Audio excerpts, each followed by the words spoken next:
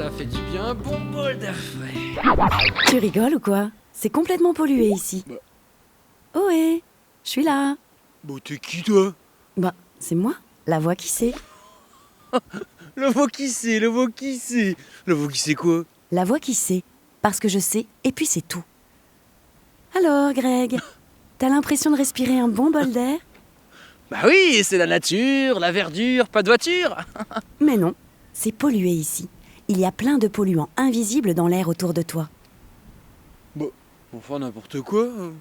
Je veux pas t'embêter, Greg, mais sais-tu qu'en France, il y a quand même 42 000 personnes qui meurent prématurément de la pollution de l'air chaque année. Je peux aussi te dire qu'il y a 3 millions d'asthmatiques en France, et c'est 2 fois plus qu'il y a 20 ans. Mais bon, si ça t'intéresse pas, je te laisse t'intoxiquer, salut. Explique-moi. Est-ce que tu sais déjà que nous respirons 15 000 litres d'air par jour? Ah bah non. Tu te rends compte que c'est l'équivalent de plus de 10 000 bouteilles d'eau? Oh bah dis donc, c'est beaucoup, hein. L'air pur, c'est un équilibre entre 21% de dioxygène, 78% de diazote et 1% d'autres gaz. Touche pas, ça pique. Je sais pas. Et quoi d'autre? La pollution de l'air, ce sont d'autres gaz et des poussières qui se mélangent à l'air pur. Et sais-tu d'où viennent ces polluants? Bah oui, des voitures, des usines. Pas que, Greg. Ah, pas que. Ça va, hein, la petite voix là qui sait tout, qui fait sa maline, là, c'est bon. Hein. Tu crois peut-être que tous les gens dans la rue, ils savent d'où ça vient la pollution, toi? Je sais pas. Faudrait peut-être leur demander. Bah ouais. Ouais, c'est ça, t'es même pas cap. Bah si je suis capable de leur demander, tiens. On y va, bah, tiens. Bonjour. Est-ce que vous savez ce qui pollue l'air? Ce qui pollue l'air, à votre avis? Regardez autour de vous, les voitures par exemple. Ce qui pollue l'air dans les maisons? Je sais pas, les mauvais chauffages peut-être, les chauffages au pétrole, quelque chose comme ça? Les produits chimiques, tout ce qui est... tout ce qu'on déverse dans la nature. Nos déchets par exemple. Bonjour monsieur. Est-ce que vous savez ce qui pollue l'air? Non. La cigarette, non. Par exemple. Excusez-moi, s'il vous plaît. Est-ce que vous savez qu'est-ce qui pollue l'air? Non mais partez pas, Il y a plein de choses qui polluent l'air. Quoi par exemple? Je sais pas moi, l'épée des vaches. Toutes sortes de gaz qui s'échappent des usines, des pots d'échappement, du chauffage. Ouais, bon, bah en fait, les gens, ils savent, quoi. Allez, te sous-estime pas, Greg. Toutes les réponses ne sont pas bonnes. Ça t'intéresse de mieux comprendre?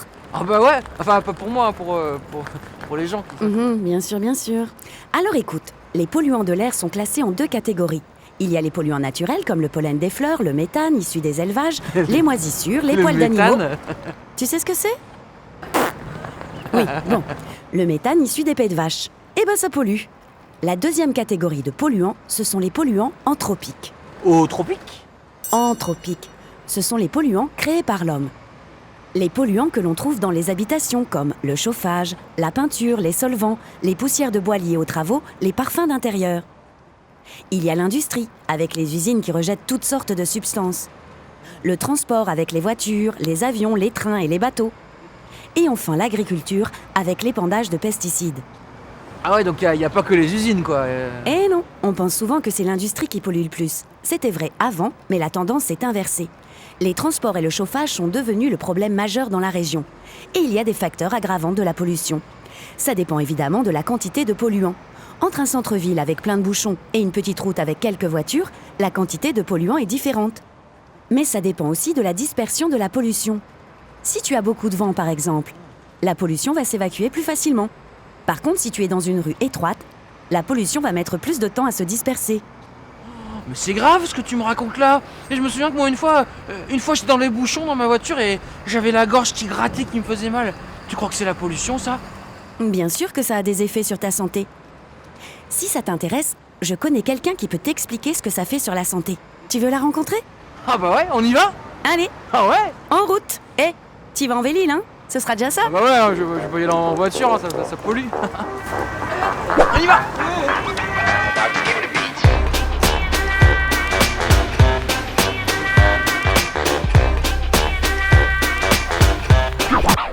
Attends, t'es sûr que je dois aller voir le docteur là? J'aime pas beaucoup les médecins moi. T'inquiète pas, Greg. Elle va justement t'expliquer. Allez, vas-y. T'es sûr? Greg, Ah bon, d'accord. Ah bonjour docteur, je suis content de vous voir. Bonjour Greg. Ah, j'ai appris que l'air était pollué et qu'on en respirait dans des quantités variables. Moi j'ai peur pour ma santé, qu'est-ce qui peut m'arriver? Est-ce qu'il peut m'arriver des choses graves, docteur? Eh bien, tous les jours, Greg, tu respires, comme tout le monde, 15 000 litres d'air. C'est environ ce qu'on filtre tous les jours. Donc, quand il y a une source de pollution, si la pollution est légère et selon différents types de pollution, tu peux avoir les yeux qui grattent. Les yeux peuvent devenir rouges. Un peu plus tard, on peut aussi avoir la gorge qui gratte. Un peu plus loin, tu peux avoir les allergies respiratoires. Et puis, si tu as un terrain, tu as de l'asthme. C'est au moment où tu n'arrives pas à respirer. Mais si jamais tu as affaire à d'autres problèmes, à d'autres types de pollution, par exemple le monoxyde de carbone à l'intérieur de son domicile, tu peux avoir des nausées, tu peux avoir des vertiges. Et puis, dans les cas graves, avec certaines intoxications, des problèmes neurologiques, ça veut dire tu peux vraiment avoir des problèmes pour savoir où tu es, des problèmes au niveau de certains organes, des problèmes au cœur, aux poumons. Et puis, dans certaines intoxications de longue durée, à faible dose, certaines personnes développent un cancer. Oh, c'est terrible tous ces effets. Si jamais tu es en bonne santé, ça peut être moins grave. Ça veut dire que tu peux préserver ton capital santé. Mais attention, les personnes âgées, les jeunes enfants, les femmes enceintes, les gens qui souffrent de pathologies respiratoires ou cardiovasculaires sont beaucoup plus fragiles. Donc, au niveau médical, il y a des conseils à suivre. Le principal conseil, ne pas fumer. Fumer réduit la capacité de tes poumons et on filtre moins. Faire une activité sportive parce que ça développe tes poumons et donc tu réagiras mieux, tu seras plus combatif face aux polluants. Mais surtout, bien écouter les conseils en cas de pic de pollution lorsqu'on dit ne pas sortir, ne pas faire d'activité sportive en cas de pollution. Il faut bien écouter ces conseils. Merci docteur. C'est la première fois que je vais voir le médecin et que je me sens plus malade en sortant qu'en rentrant. Bon, je vais aller voir la petite voix, peut-être qu'elle trouvera quelqu'un pour me donner des solutions. Au revoir, Greg. Au revoir. Oh là là. Oh là là là. T'as entendu ça, la voix qui c'est? On va tous mourir. Mais non, Greg, ce n'est pas ce que le médecin t'a dit. Ça dépend de plein de facteurs. Par contre, j'ai oublié de te dire, c'est aussi dangereux pour la planète, la pollution de l'air. Ça peut créer des pluies acides qui abîment les arbres. Ça pollue les rivières. Ça dérègle le climat. Ça peut aussi dégrader les bâtiments qui deviennent tout noirs. Arrête, c'est horrible! C'est la réalité, Greg. Mais tu sais, il existe plein de solutions pour agir contre la pollution. Si on respectait les normes de l'OMS, par exemple à Lille, on vivrait 6 mois de plus. Ah, bah justement, tu devais pas me faire rencontrer quelqu'un? Ainsi, François Boileux de l'ADEME. Allons-y!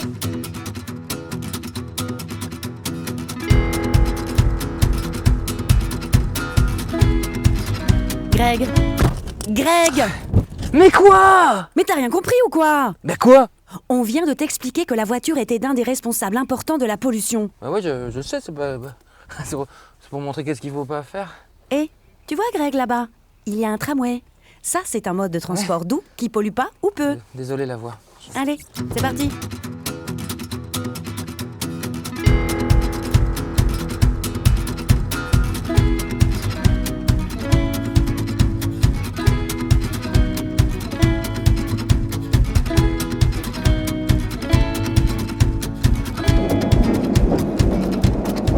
Bah ouais, t'as raison, c'est plutôt sympa le tram, ouais. Bon, par contre, la voix qui c'est bien gentil de vouloir dire faire attention, pas polluer, tout ça, d'accord. Mais si on n'est pas capable de la mesurer, la pollution, hein? Oui, alors pour la mesurer... Elle sait pas comment on mesure la pollution. Bah allez, explique-moi. Non. Allez, Greg, sois sympa. Bon, ok. Écoute-moi la voix qui sait presque tout. La pollution de l'air, ça se surveille. Et en France, il y a des organismes qui s'occupent de ça. Dans le Nord-Pas-de-Calais, c'est Atmo qui s'occupe de ça. Ils ont 48 stations disséminées un peu partout qui mesurent l'air. Ces stations sont mobiles ou fixes et elles prélèvent de l'air pour mesurer la pollution qu'il y a à l'intérieur. Il y a même des analystes qui peuvent modéliser cette pollution. Modéliser?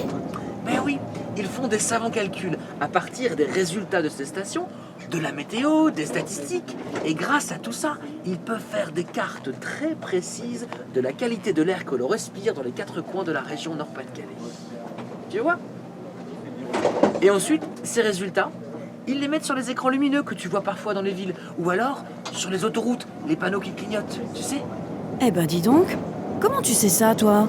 Ah, mais je le sais, c'est tout. Je crois qu'on va bientôt arriver.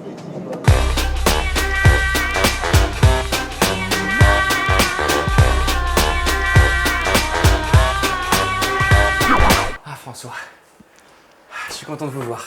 Bonjour Greg. Bonjour, il paraît que vous êtes le spécialiste des petits gestes qui vont nous permettre de moins polluer et puis de moins subir cette pollution. Voilà, alors pour ne pas subir cette pollution, il y a des petits gestes à respecter, notamment quand tu es en pic de pollution. C'est-à-dire quand il y a une concentration de polluants très élevée dans l'atmosphère. Alors par exemple, tu vas réduire ton activité physique le soir. Ou bien, si tu promènes ta petite sœur, tu vas éviter de la promener lors de ces pics de pollution. D'accord. Quand tu es à l'intérieur d'un logement, de chez toi, tu vas aérer un maximum quand tu fais des activités de bricolage, quand tu utilises de la peinture, des solvants, pour éviter que ça soit nocif pour ta santé. Par exemple, je vais plutôt aller en tramway qu'en voiture. Alors voilà, là, ce sont des gestes du quotidien que tu peux adopter pour réduire ton impact sur la pollution atmosphérique et sur le climat. D'accord. Donc dans ce cas-là, tu prends effectivement le tramway ou le bus, ou tu marches, tu utilises tes jambes, tu fais du vélo aussi. Donc il y a toute une foule de petits gestes qui permet de réduire ton impact sur les émissions de polluants. D'accord. Par exemple, tu veux acheter certains produits ménagers. On regarde les étiquettes. Voilà, c'est ça. Tu regardes les étiquettes, tu as des écolabels qui vont te renseigner et comme ça tu feras le bon choix. Tu seras vraiment acteur dans la consommation de différents produits. Donc quand je parle de produits, il y a aussi les produits locaux. Tu peux acheter des produits locaux. Ça voyage moins, ça pollue moins. Voilà. Si possible, tu achètes des produits bio parce qu'il y a moins de pesticides. Mais ça c'est bien si je fais ça moi, mais si je fais ça tout seul dans mon coin, ça sert à rien. Alors, faut pas te décourager. L'ensemble des petits gestes, ça a vraiment un impact sur la qualité de l'air, sur le climat. Si chacun se déplace mieux, si chacun consomme mieux, ça va clairement réduire les polluants atmosphériques. Il faut qu'on s'y mette tous, quoi. Voilà, c'est ça.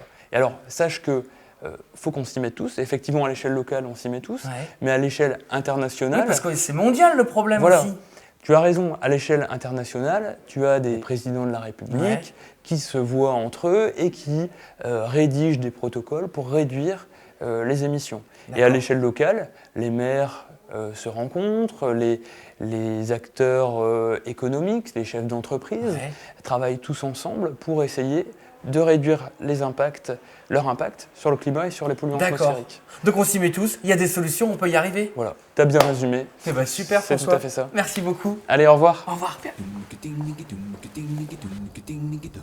Eh ben tu vois, la voie qui sait, il y en a des solutions. Eh oui, Greg. Alors plus de voitures, hein, quand on peut prendre les transports en commun. Oui, et surtout, moins de sport en centre-ville, surtout quand il y a des bouchons. Mais ça, ils le savent. Hein, vous le savez, les gars et les filles. Alors maintenant, c'est à vous de jouer. Alors n'oubliez pas de rappeler les bons gestes du quotidien aux grands. Allez, à bientôt.